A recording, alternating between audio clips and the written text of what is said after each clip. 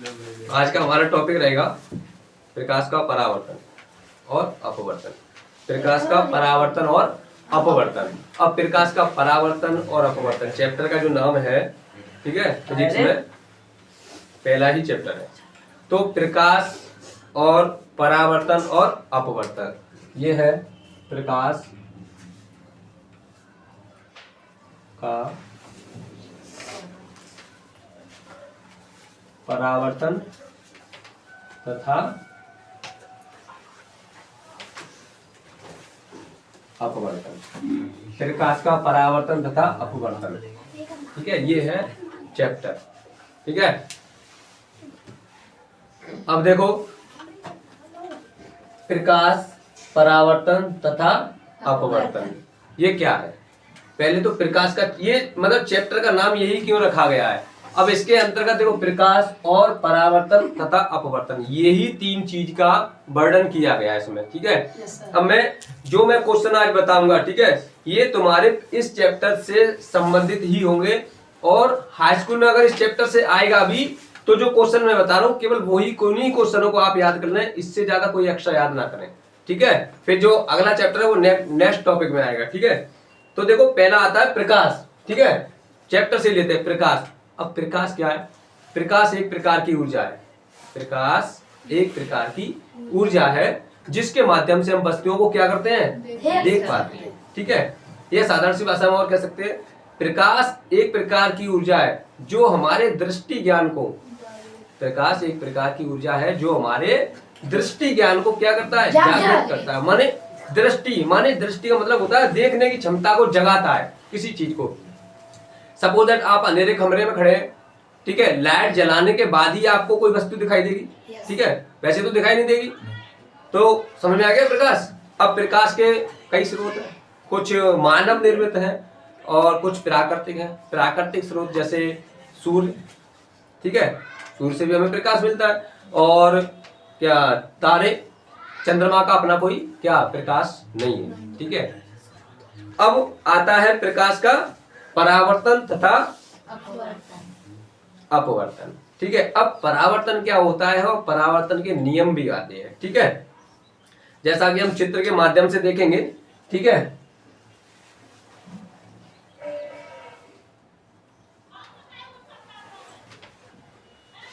ये क्या होता है M1 M2, ये होता है दर्पण। क्या होता है बेटा, दर्पण।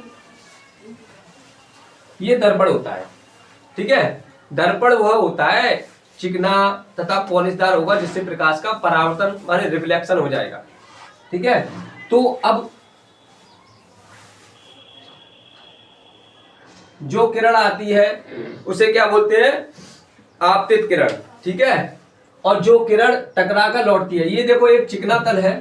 ठीक है, ये कोई बिंदु है, ये किरण आ रही है और ये किरण टकरा कर वापस लौट रही है। ठीक है, अब इसमें बीच में ये अभिलंब होता है। ठीक है, ये बीच में अभिलंब होता है।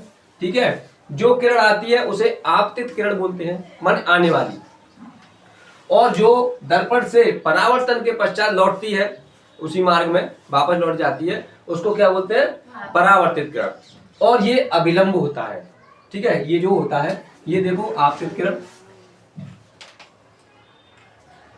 आपतित किरण, और ये परावर्तित।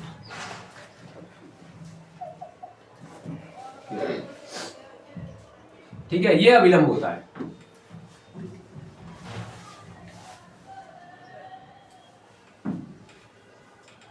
ये अभिलंब होता है। ठीक है, अब ये कोण होता है आई, ये कोण होता है आर। आपतन कोण आई होता है, परावर्तन कोण आर होता है। आपतन कोण आई और परावर्तन कोण आर। यही चित्र बनेगा सेम टू सेम। ठीक है, उसमें अब ध्यान रखना चित्र ही बना आपका 2 या 1 नंबर का चित्र आता है, बाकी जो इसके बारे में वर्णन आप करेंगे वो भी 2 नंबर का आता है। लगभग 3 नंबर का क्वेश्चन बनता है ये वाला। ठीक है, अब प्रकाश का परावर्तन, अब इससे देखो डेफिनेशन बताएंगे प्रकाश के परावर्तन की। तो किरण आ रही है, बोलेंगे किसी वस्तु से आने वाली प्रकाश की किरण, किसी वस्तु से या प्रकाश स्रोत से आने वाली प्रकाश की किरण दर्पण से या दर्पण से टकराने के पश्चात उसी मार्ग में वापस लौट जाने की क्रिया को क्या कहेंगे? प्रकाश का परावर्तन कहते हैं। ठीक है। और दर्पण हमारा कैसा है? चिकना है, पॉलिशदार है। चिकने ही तल से या पॉलिशदार तल से ही प्रकाश का परावर्तन होता है। अब इसके दो नियम होते हैं। पहला नियम है आपतित किरण और परावर्तित किरण तथा अभिलंब। तीन हो, देखो एक ही बिंदु पे होते हैं, तीनों एक ही बिंदु पर है, देखो। ठीक है, तीनों एक ही बिंदु पर है। अब दूसरा नियम क्या होता है? आपतन कोण I तथा परावर्तन कोण R। आपतन कोण I, परावर्तन कोण R, ये दोनों क्या होते हैं? बराबर होते हैं। जितने कोण ये बनेगा, ये वाला कोण, उतना ही ये कोण बनेगा, सेम टू सेम। ठीक है, ये हो गया हमारा प्रकाश का परावर्तन। ठीक है। अब आया प्रकाश के गुण। ठीक है, प्रकाश के गुण क्या होते हैं? अब देखो, प्रकाश सीधी रेखा में चलता है, ये तो जानते हैं। ठीक है। और प्रकाश विद्युत चुम्बकीय तरंगों के रूप में भी चलता है। प्रकाश सीधी रेखा में चलता है और प्रकाश विद्युत चुम्बकीय तरंगों के रूप में चलता है। और तीसरा, निर्वात में प्रकाश की चाल 3 गुणा 10⁸ मीटर प्रति सेकंड। 3 गुणा 10⁸ मीटर प्रति सेकंड, ये होती है। 3 हो गए। अब चौथा है प्रकाश फोटोग्राफी प्लेट को काला कर देता है। प्रकाश फोटोग्राफी प्लेट को काला कर देता है। ठीक है, 4 हो गए। वही 4 या 3 आपसे पूछे जाएंगे तो आप लिख भी सकते हैं। ठीक है। अब आता है प्रकाश। कुछ वस्तु ऐसी होती हैं जो प्रकाश देती हैं और कुछ वस्तु ऐसी होती हैं जो दूसरे वस्तुओं के माध्यम से दिखाई पड़ती हैं। ठीक है। तो प्रदीप्त वस्तुएं। अब देखो, प्रदीप्त वस्तुएं क्या होती हैं? प्रदीप्त वस्तुएं वे वस्तुएं होती हैं जो स्वयं प्रकाश उत्सर्जित करती हैं, जैसे सूरज। ठीक है, ये बल्ब, मोमबत्ती, ये क्या है? प्रदीप्त वस्तुएं। प्रदीप्त वस्तुएं वे वस्तुएं जो स्वयं प्रकाश उत्सर्जित करती हैं, माने स्वयं प्रकाश देती हैं। ठीक है। और क्या? अदीप्त वस्तुएं, जो प्रदीप्त वस्तुओं के प्रकाश से दिखाई पड़ती हैं, जो प्रदीप्त वस्तुओं के प्रकाश से दिखाई पड़ती हैं। जैसे बल्ब जलाने से हमें ये चेयर दिखाई देती है, कुर्सी दिखाई देती है, वो क्या हो गई? दूसरे के माध्यम से दिखाई दे रही है, वो क्या हो गई? अदीप्त वस्तुएं। ठीक है। प्रदीप्त वस्तुएं तो वे हो गई जो स्वयं प्रकाश देती है। ठीक है। अब आता है प्रकाशीय माध्यम। प्रकाशीय माध्यम क्या होता है? देखो, वह माध्यम जिसमें प्रकाश गमन करता है। प्रकाशीय माध्यम वह माध्यम होता है जिसमें प्रकाश गमन करता है, वह माध्यम जिसमें प्रकाश गमन करता है। ठीक है। अब अगला है क्वेश्चन, प्रकाशीय माध्यम कितने प्रकार का होता है? ठीक है, प्रकाशीय माध्यम कितने प्रकार का होता है? अब प्रकाशीय माध्यम 3 प्रकार का होता है बेटा। कितने प्रकार का होता है? 3 प्रकार का होता है। पहला होता है पारदर्शक माध्यम, पारदर्शक माध्यम।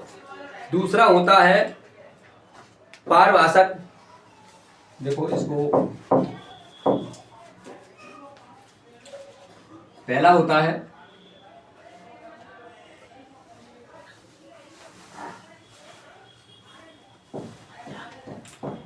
पारदर्शक माध्यम, दूसरा होता है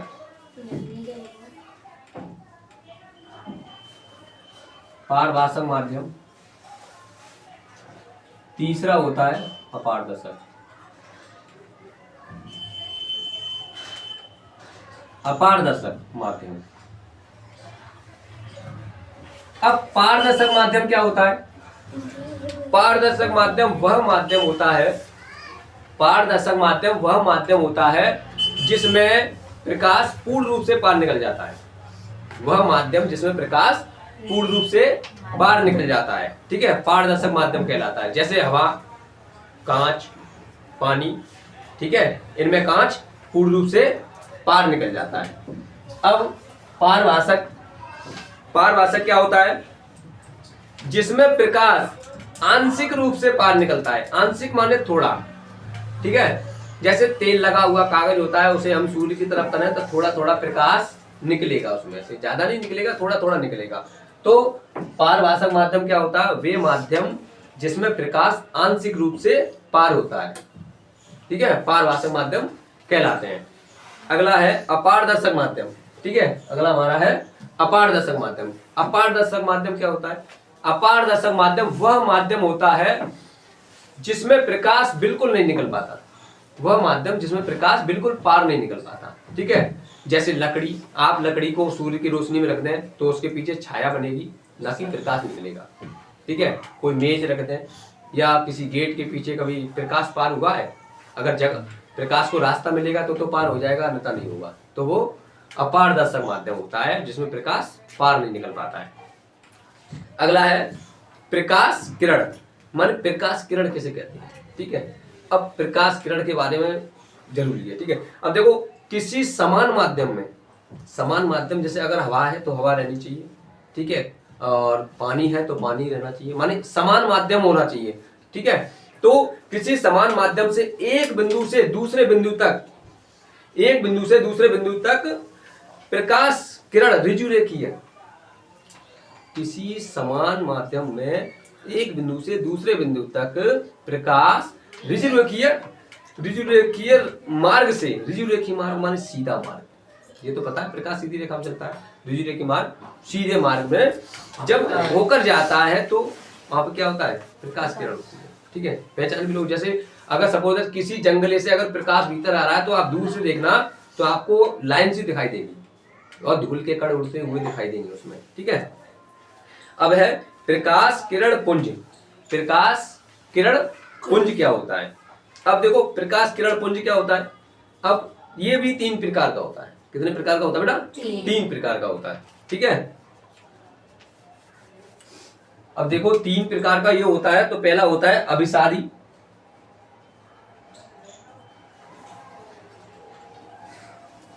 प्रकाश किरण पुंज, ठीक है। और दूसरा होता है अपसारी,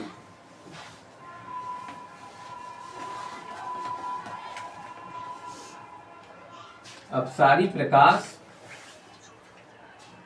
किरण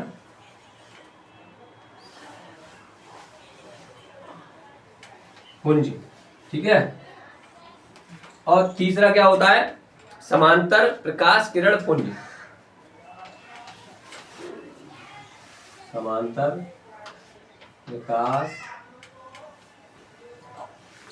किरण पुंज, ठीक है। तो अभिसारी, अपसारी, समांतर। अभिसारी प्रकाश किरण पुंज क्या होता है समझे? अभिसारी पहला है अभिसारी प्रकाश किरण पुंज। अभिसारी प्रकाश किरण पुंज वह पुंज है जिसमें किसी बिंदु से पर प्रकाश की किरण आके मिलती है, ठीक है। माने एक कोई पॉइंट बिंदु है, उस पर सारी प्रकाश की किरण फोकस हो एक ही बिंदु पर। जब प्रकाश की किरण किसी एक ही बिंदु पर आकर मिलती है तो वहां पे कौन सा होता है? अभिसारी प्रकाश किरण पुंज होता है, ठीक है। अभिसारी प्रकाश किरण पुंज। अब दूसरा है अपसारी प्रकाश किरण पुंज। अपसारी प्रकाश किरण पुंज दूसरी है। तो अब इसे कैसे परिभाषित करेंगे? जब प्रकाश की किरण किसी बिंदु से आती हुई प्रतीत होती है, किसी बिंदु से आती हुई प्रतीत होती है। देखो इसका चित्र ये बनेगा कि ये पॉइंट है कोई, ठीक है।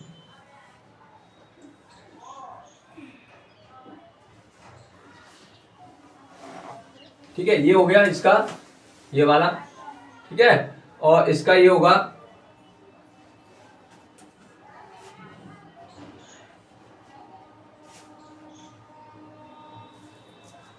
जैसा कि मैंने बताया था।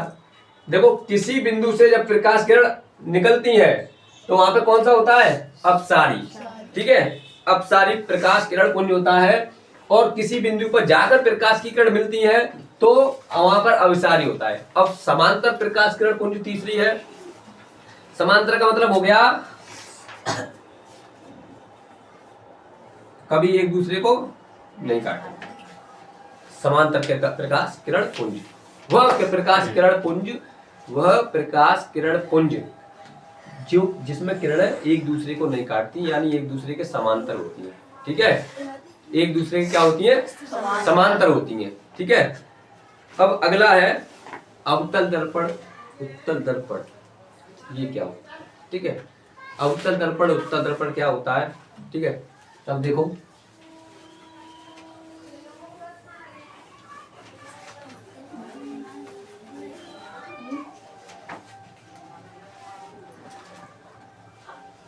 पहले तो दर्पण, ठीक है, गोलीय दर्पण,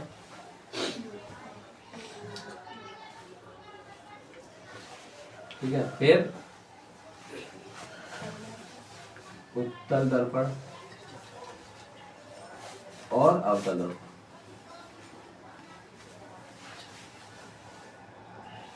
ठीक है, ये है।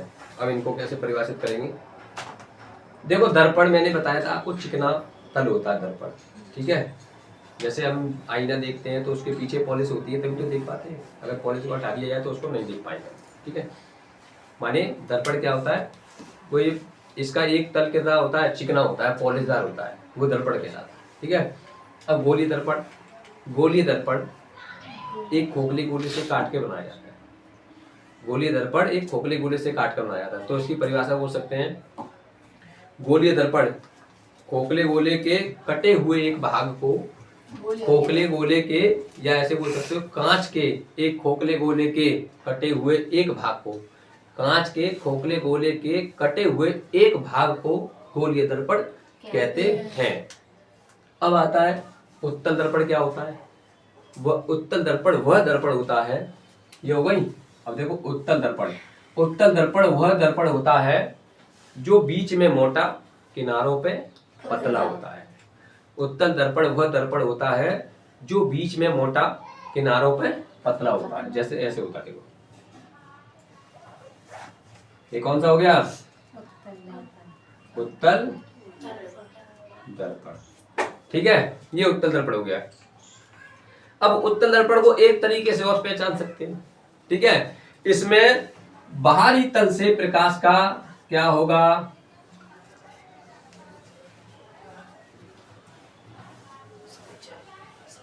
ऐसे भी पहचान सकते हैं, माने बाहरी तल से प्रकाश का क्या होगा? परावर्तन होगा। उत्तल दर्पण में बाहरी तल से प्रकाश का परावर्तन होता है। ठीक है, उत्तल दर्पण में ऐसे करके चित्र बनाएंगे। अगर चित्र के माध्यम से देखें तो ऐसे देखेंगे, अगर पकड़ के देखेंगे तो बीच में मोटा, किनारों पे पतला होता है। अब आता है हमारा अवतल दर्पण, ये वाला। ठीक है, तो अब देखो अवतल दर्पण, अवतल दर्पण